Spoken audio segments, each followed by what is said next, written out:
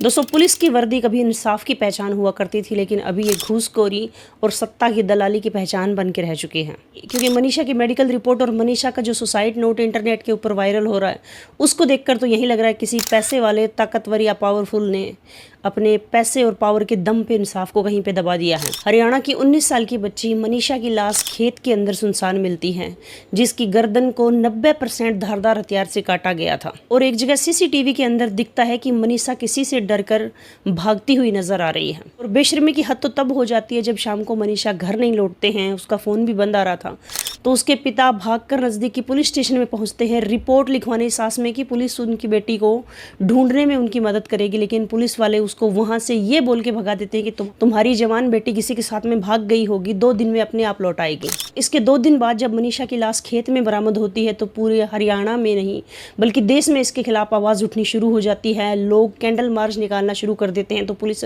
अपनी छवि बचाने के लिए वहां के एसपी को, थानेदार को सस्पेंड करके नए थानेदार को नियुक्त करती है। इसके बाद में जब केस की जांच होती है, तो पुलिस ने आज 2 दिन बाद फाइनली ये रिपोर्ट पब्लिश करी है। तो स्क्रीन के ऊपर आप ये रिपोर्ट देख सकते हो। इस रिपोर्ट में लिखा है कि मनीषा का ना तो मर्डर हुआ है, ना उसका रेप हुआ है, बल्कि उसने खुद जहर खाकर सुसाइड किया है। ये मतलब वो लड़की पहले खेत में जाती है घर से इतनी ज़्यादा दूर, उसके बाद में कीड़े मारने की वहाँ पे दवा खाती है, खुद का ही गला खुद ही काटती है, वहाँ पे जाके सुसाइड कर लेती है। दोस्तों, मनीषा की लाश 13 अगस्त को खेतों में बरामद होती है और आज उसके ठीक 5 दिन बाद में पुलिस को सुसाइड नोट मिलता है। तो 5 दिन तक ये सुसाइड नोट कहाँ पे था, पुलिस को इसका जवाब देना चाहिए। और पुलिस के अकॉर्डिंग इसमें मनीषा की हैंड राइटिंग है, उन्होंने मैच करके बता दिया। लेकिन इंटरनेट पर जब ये सुसाइड नोट वायरल हुआ, तो सभी हैंड राइटिंग एक्सपर्ट का कहना है कि उसकी और जो मनीषा की रियल हैंड राइटिंग है वो मैच ही नहीं हो रही है।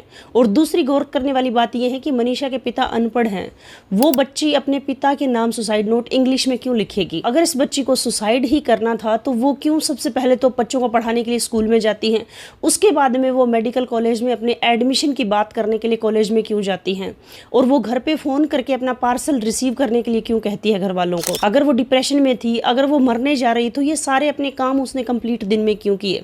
और उसके बाद में एक सीसीटीवी फुटेज में ये दिखाया जा रहा है कि मनीषा दौड़ रही है, किसी से डर डर के वो भाग रही है, लेकिन उसके पीछे कौन है, किससे वो डरकर भाग रही है, ये आगे की फुटेज ना तो पुलिस ने जारी करी है। दोस्तों, यहाँ पर गौर करने वाली बात यह है कि अगर मनीषा को सुसाइड करना था, वो क्यों सुबह घर से तैयार होकर बच्चों को पढ़ाने के लिए क्यों गई थी, स्कूल में एडमिशन के लिए क्यों गई थी? अगर उसको मरना ही था, बहुत सारी बच्चियों ने आज से पहले सुसाइड किया, ये नहीं कोई पहली बच्ची है जिसने सुसाइड किया है। बहुत सारी लड़के लड़कियां सुसाइड करते हैं, लेकिन वो घर में ही कमरे में बंद होकर घर वालों से परेशान होकर या किसी चीज़ में डिप्रेशन में आकर सुसाइड करते हैं, तो घर में ही पंखे से लटक जाते हैं या घर के अंदर ही जहर खा के कमरे में खुद को बंद कर लेते हैं। घर से इतनी ज़्यादा दूर वीरान खेतों में जाकर वो बच्ची जहर क्यों खाएगी? दोस्तों, मनीषा 11 अगस्त को घर से गायब होती है और उसकी लाश 13 अगस्त को खेतों में बरामद होती है। तो खेतों में 2 दिन तक लोगों ने उसको क्यों नहीं देखा? इसी के साथ मनीषा की बॉडी और गर्दन के ऊपर चोट के निशान थे, तो वो निशान उसकी बॉडी पर कहाँ से आए? इसके अलावा मनीषा की जिस खेत से लाश बरामद हुई थी, वहाँ पर कुछ शराब की बोतलें भी बरामद होती हैं, कुछ डिस्पोजल के ग्लास भी वहाँ पे बरामद होते हैं, तो वो वहाँ पे किसने फेंके? तो लोगों के मन में और उनके घर वालों के मन में ये सारे सवाल उठ रहे हैं, जिनका पुलिस के पास कोई जवाब नहीं है। इसके बारे में आप लोगों की क्या राय है, नीचे कमेंट के अंदर हमें लिख के बताइए।